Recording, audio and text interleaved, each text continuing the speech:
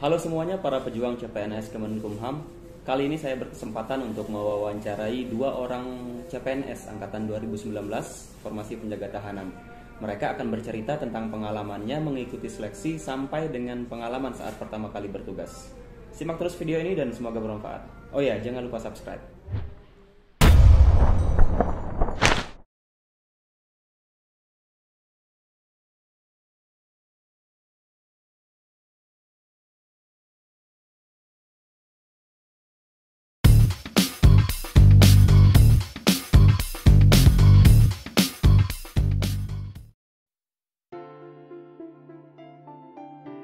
Saya dengar informasi CPNS dari teman ke teman, awalnya karena ada kakak kelas yang dapat CPNS tahun 2017, terus cari tahu, terus kebetulan juga waktu kuliah kan di Unram.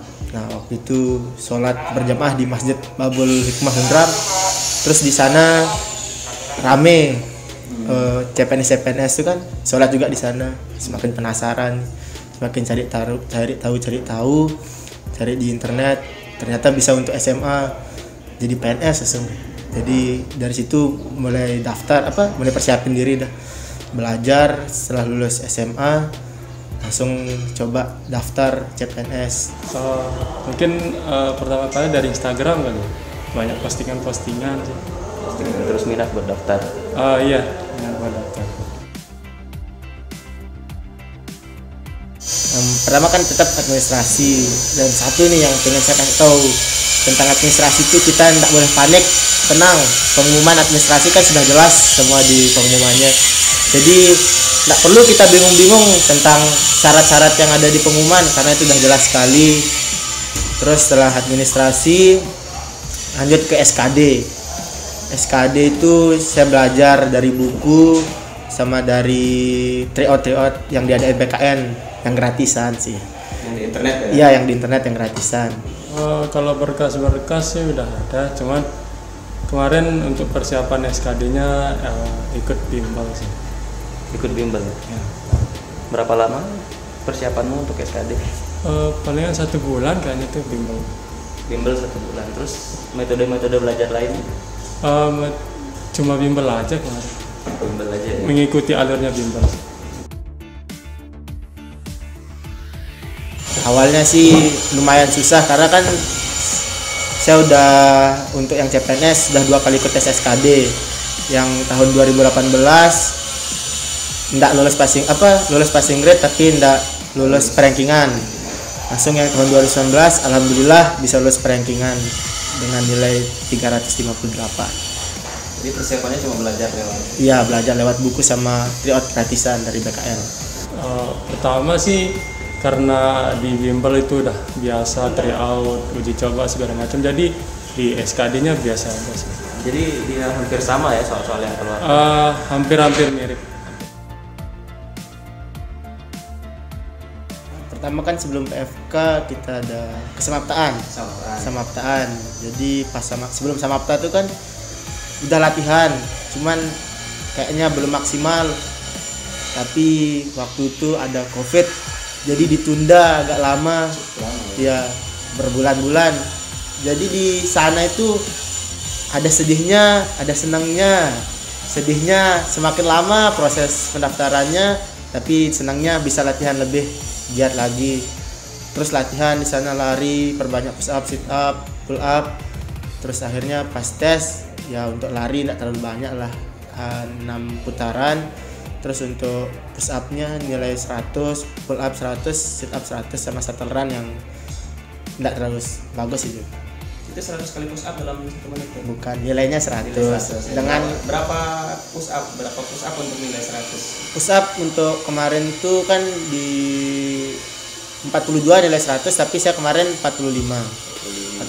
Terus pull up-nya? Pull up saya 18. Itu sudah di atas standar ya? Iya, itu nilai 100-nya 17 kalau pull up. Terus ada Sit up itu 43. Saya 45 juga untuk sit up. Shuttle run, terus Shuttle run 17 detik ya? Saya ada shuttle run 18 detik. Jadi untuk persiapan apa aja untuk yang fisik? Fisik ya olahraga rutin sore, sama jaga makan biar tidak berat badan naik nanti berat. Iya, dan tetap sehat sih. Ya, persiapan fisik itu karena COVID jadinya 1 tahun persiapan fisik. Apa aja yang disiapin selama fisik? Pertama sih persiapan lari mungkin ya. Lari, terus ada pull up karena paling lemah sih pull up sih. Nah, itu saya gendong terus.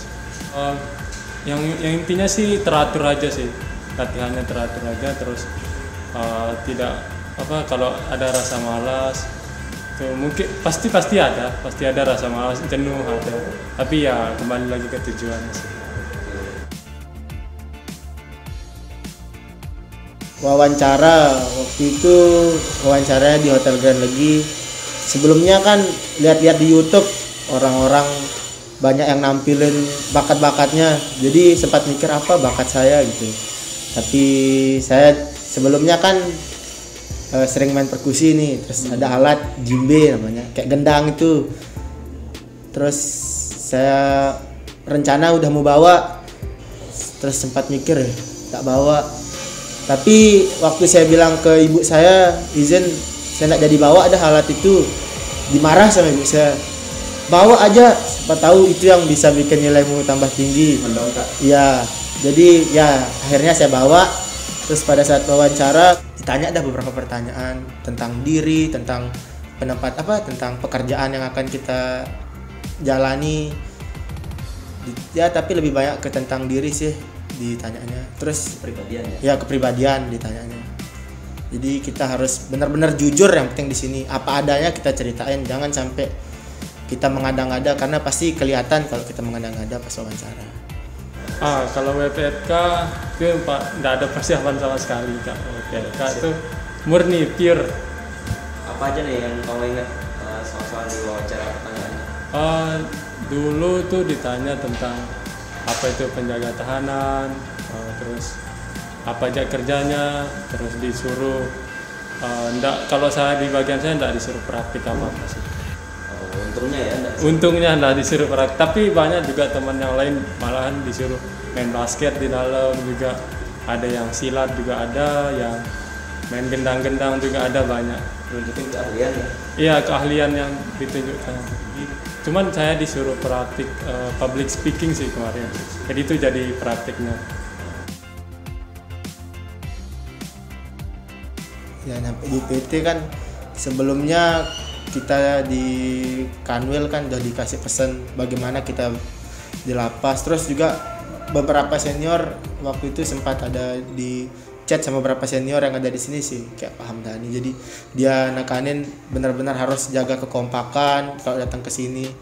Terbukti pas kita datang ke sini tuh benar-benar disambut dengan meriah gitu. Kita dituntut untuk kompak. Jadi ya, sama-sama kita datang ke sini rame-rame, terus di asramain selama 2 minggu. Berkesan sekali, banyak sekali cerita-cerita di sana itu.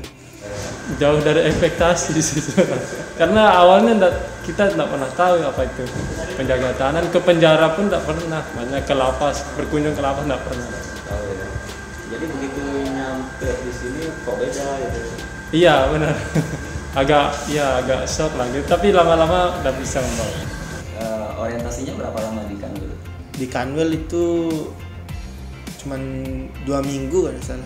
Iya. Ya, nyampe di UPT juga sekitar. Iya 2 minggu.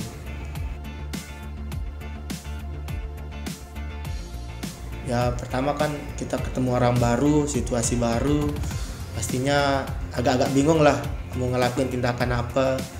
Tapi sering berjalan pertama kali itu ya agak-agak bingung sebenarnya mau ngelakuin apa, karena kan kita kerja di lapas ini bukan hal yang main-main, dalam artian nggak bisa bertindak seenaknya gitu. Jadi benar-benar hati-hati, mau jalan ke sini hati-hati, mau masuk ke sini hati-hati.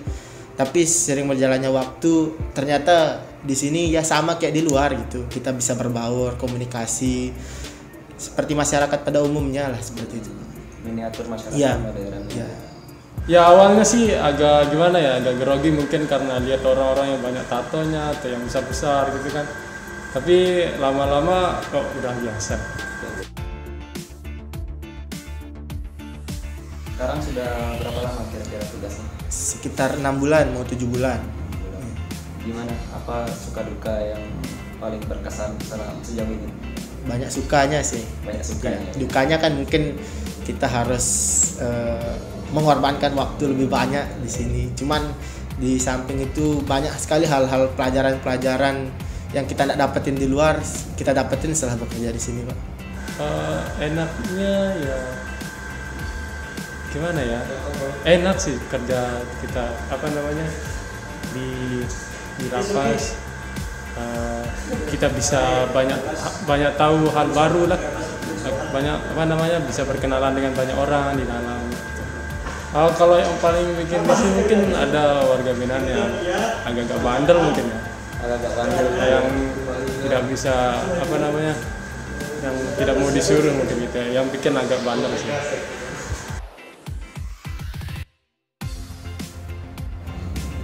Nah, kan banyak nih yang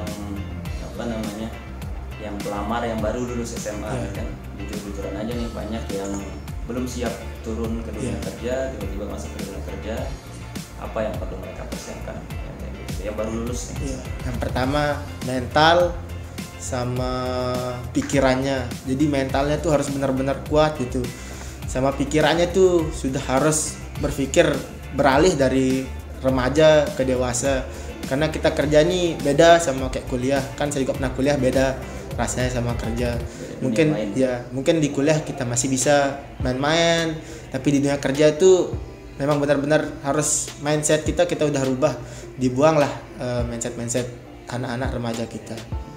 Untuk teman-teman yang daftar CPNS yang tahun 2021, yang pertama itu jangan panik, tetap tenang, jalani semuanya sesuai prosedur yang ada.